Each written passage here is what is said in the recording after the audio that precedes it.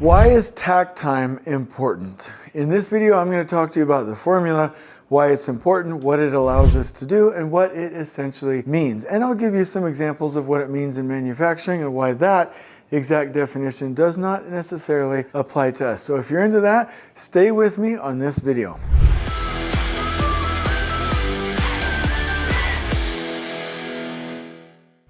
Okay, so check this out. Manufacturing people like to criticize me a lot because we in the construction industry don't know what we're doing with lean, right? And this is a real they.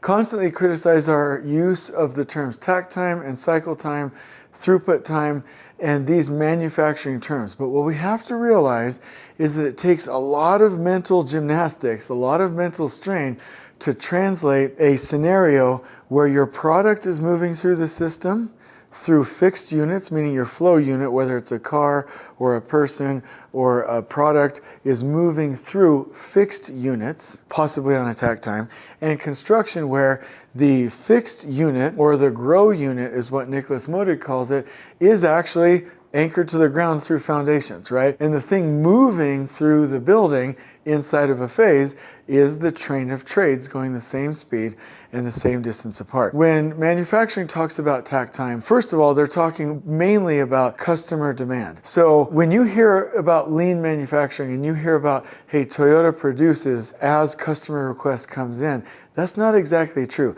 They definitely do market projections and they attempt to pace the market.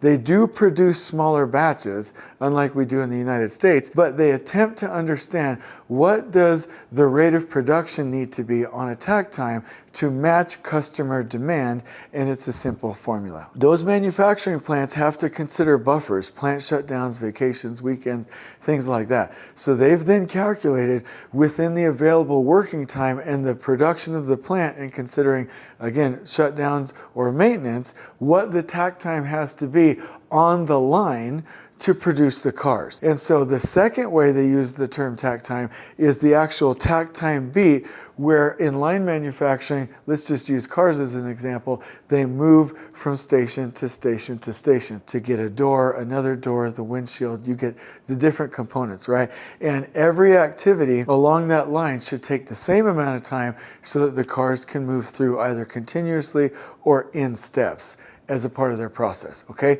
That's not exactly what we're talking about. In construction, we are able to, with takt time and takt planning, to calculate how fast we can complete the building.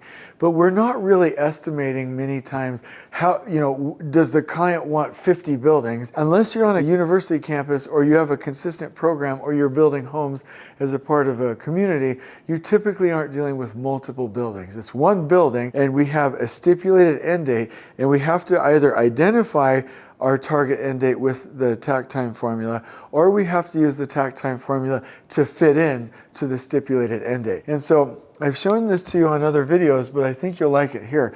Marco and Yunosh with takting taught us the formula of takt wagons plus takt zones minus 1 multiplied by the takt time equals the duration. And this is quite remarkable. I'm not going to go through the math. I did that on another video.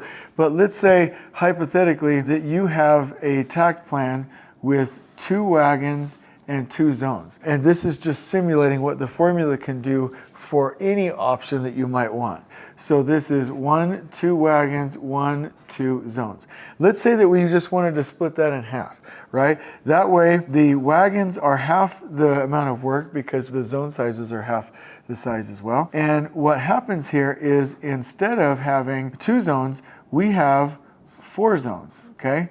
And so that's 1, 2, 3, 4. But you see that the overall duration here from this first wagon combined from the start to the finish matches down here the start to the finish, and from here to here start to the finish matches the start to the finish. But because we reduce the takt time, because we reduce the zone size, we're finishing much earlier. This comes in and you have a more narrow throughput time. This formula, which we have another video explaining how it works, will reduce that. So why is takt time important? The answer to that is a couple of different things. Number one, we can shorten throughput times, okay?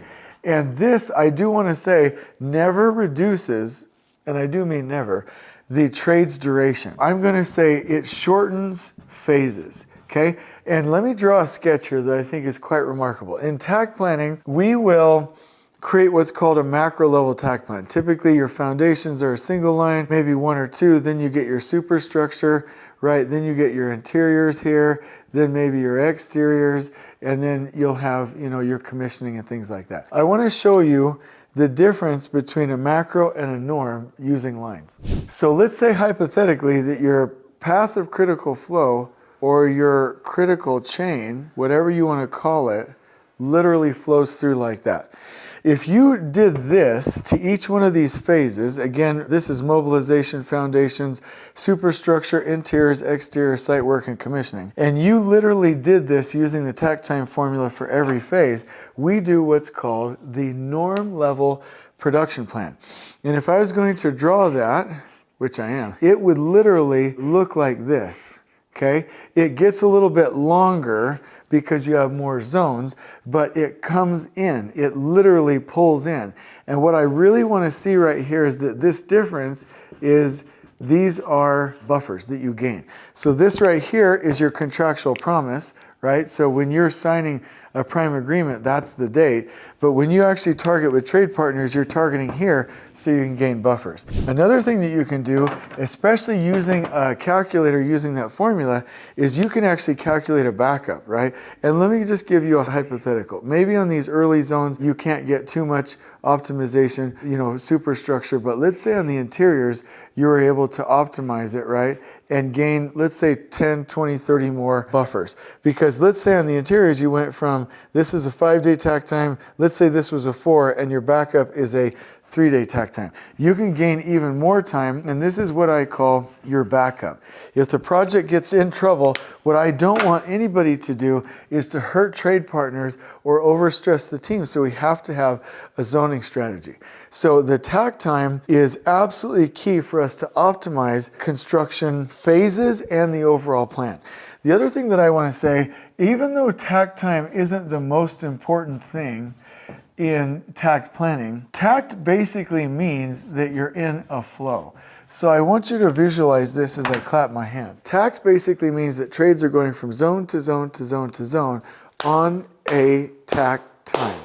So Takt, it's not only about the formula and it's not only about consistent durations, it's about the ability for trades to move from zone to zone to zone with consistency. And the last thing that I want to say in this video, why this concept is so important, is because of this. If you have major project, you have to track whether it's succeeding. A lot of times people will measure things with slippage reports, a critical path analysis, your float trends with an S-curve. These are all no good. And I'll tell you why. They increase work in progress above the capacity of resources. If you really want to track whether or not you're flowing, then you need to track when one trade moves to another zone and actually pulls, and that's one of the main concepts of pull in construction. It's not exactly the same in manufacturing, meaning the way we use it in that light, and pulls the trade behind them into that zone. And so what I want to communicate here is that this is a handoff, okay? And the Takt time and the zone boundary, so the zone boundary here, let me just highlight that again, and the Takt time duration give you the parameters for you to say, hey, this key handoff here must happen and is an indicator of flow. And so what happens here is pretty neat. This trade partner will be like, okay, we're finished, we're inspected, we're cleaned, I've demobilized, moved everything out, and I'm welcoming this successor trade in as a customer. And if you go out there and the superintendent's, he or she are walking the job, then one of the key things to do is to verify that this handoff is actually handing off successfully. And so the Takt time with the zone boundary allows you to do that. And I do want to say the Takt time actually helps to create the zone boundary. So not only does it help us to shorten our throughput times and get done sooner and gain buffers, but it also helps us to track flow. And so Takt and Takt time, this is crucial for us to properly measure the project, the success of the project, and we actually call this zone control. And that is why takt time is so important. And so I'm going to, there's actually 2 books on this. There's a book called Takt Planning, which has a 3rd revision out by the time this video publishes, and another book which is so good it's still its original version. I don't know how we magically did that one. It's amazing. But it's called Takt Steering and Control. We'll link both of those in the description below and turn this into a blog post. But that's why takt time is so important. I hope you've enjoyed this video. On we go.